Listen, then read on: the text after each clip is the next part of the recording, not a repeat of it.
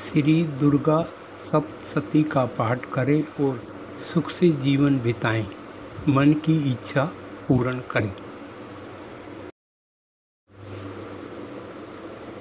ओम चंडिका देवी को नमस्कार है। मार्कंडेय जी कहते हैं, विशुद्ध ज्ञान ही जिसका शरीर है, तीन वेदी ही जिसके तीन दिव्य नेत्र हैं, जो कल्याण प्राप्त के हेतु है और अपने मस्तिष्क पर अर्धचंद्र का मुकुट धारण करते हैं, उस भगवान शिव को नमस्कार है।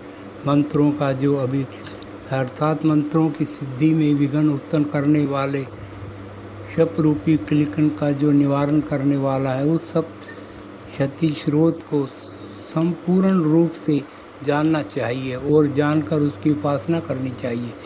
यद्यपि सप्तशती के अतिरिक्त अन्य मंत्रों के जाप भी जो निरंतर लगा रहता है, वो भी कल्याण का भागी होता है।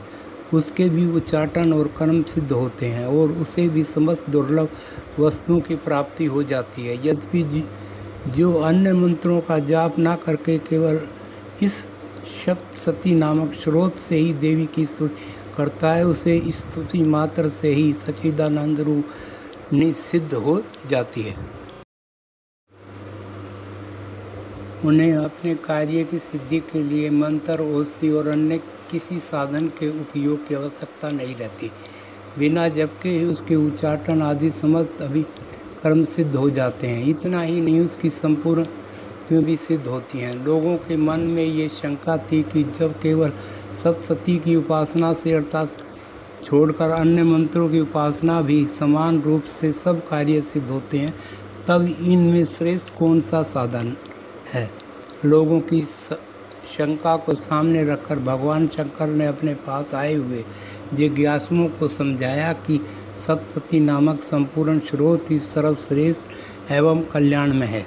तदनुसार भगवती चंडिका के सप्तशती नामक स्रोत को महादेवी जी ने गुप्त कर दिया। सप्तशती के पाठ से जो पुण्य प्राप्त होता है, उसकी कभी समाप्ति नहीं होती, किंतु अन्य मंत्रों के की समाप्ति हो जाती है। अतः भगवान शिव ने अन्य मंत्रों की उपेक्षा जो श्रेष्ठता का निर्णय किया, उसे यथार्थ ही जानना चाहिए। अन्य मंत्रों का जाप करने वाला पुरुष भी यदि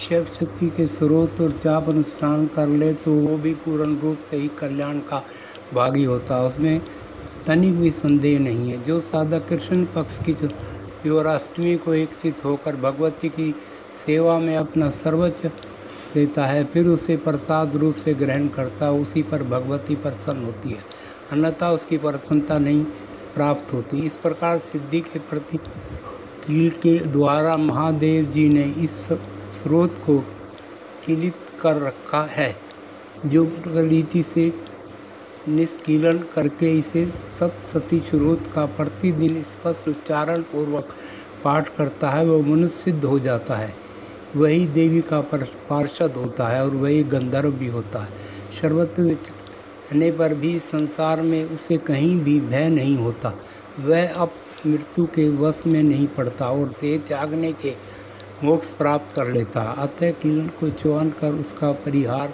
करके ही सप्तशती का पाठ आरंभ करे। जो ऐसा नहीं करता, उसका नाश हो जाता है।